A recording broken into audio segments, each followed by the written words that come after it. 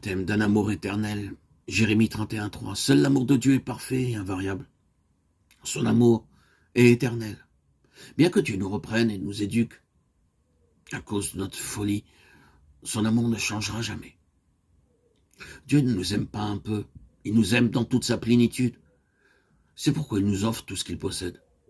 Il quitta sa gloire pour nous, il versa jusqu'à la dernière goutte de son sang en notre faveur. Seul un tel amour est parfait et peut ôter toutes nos craintes. Parfois, nous traversons des épreuves et des souffrances particulières. À de tels moments, aucune mère, aussi sincère et affectueuse soit-elle, ne peut les partager avec nous. Mais l'amour de Christ est parfait, et il partage nos fardeaux, nos difficultés, nos peines et nos souffrances. Ceux qui ne connaissent pas le Seigneur Jésus comme leur sauveur seront sujets à beaucoup de craintes. En dépit de tout leur savoir, leur richesse et leur puissance, on rencontre fréquemment les marques de la crainte sur les visages d'hommes importants. Le Seigneur Jésus déclara que dans les derniers jours, il y aura beaucoup de signes inspirant de la crainte. Des étoiles tombant du ciel, des tremblements de terre, des épidémies et des guerres.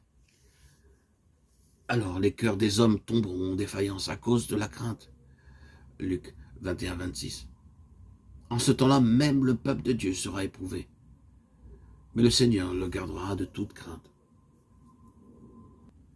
Or, c'est par lui que vous êtes en Jésus-Christ, qui par la volonté de Dieu a été fait pour nous sagesse. 1 Corinthiens 1:30. Tous les grands virent l'inscription sur le mur, mais seul le roi vit la partie de la main qui écrivit.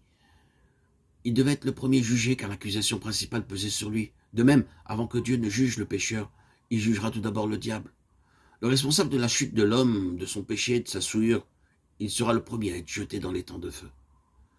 Dieu vous parle maintenant. Si vous êtes encore pécheur, Dieu vous dit, « Oh pécheur, si vous ne voulez pas vous repentir de vos péchés, préparez-vous pour le jour du jugement. » Dieu, dans son grand amour et sa miséricorde, vous avertit de diverses manières.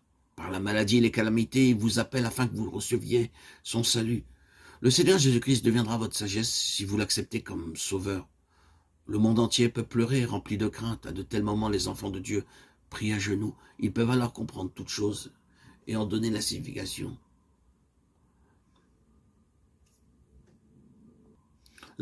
Lorsque Belshazzar fit un grand festin pour 1 millier de ses grands, pendant qu'il buvait du vin, le roi ordonna à ses serviteurs d'apporter les vases d'or et d'argent que son père Nabuchodonosor avait pris du temple de Jérusalem et transporté à Babylone. Ils commencèrent à boire du vin dans ces vases et à louer les dieux d'or, d'argent, d'airain, de fer, de bois et de pierre. À travers tous les âges, tous les hommes qui ont prospéré et ont atteint le sommet de la gloire ont blasphémé contre Dieu. C'est une chose surprenante que des pécheurs se soient enorgueillis et aient pris plaisir à blasphémer contre Dieu, le Dieu vivant, en s'opposant à sa parole ou à son peuple. Alors qu'il buvait, le roi vit soudain une main écrire des paroles sur le mur, des paroles incompréhensibles car c'était une langue inconnue de lui. À cette vue, le roi fut rempli de crainte et ses genoux s'entrechoquèrent. Nous avons souvent vu des hommes riches, intelligents et puissants, occupant une haute position, trembler lorsqu'ils voient des choses mystérieuses et inexplicables. Seul le parfait amour venant dans nos cœurs peut nous délivrer de toute crainte. Il n'y a pas de crainte dans l'amour. 1 Jean 4:18. La crainte n'est pas dans l'amour, mais l'amour parfait bannit la crainte.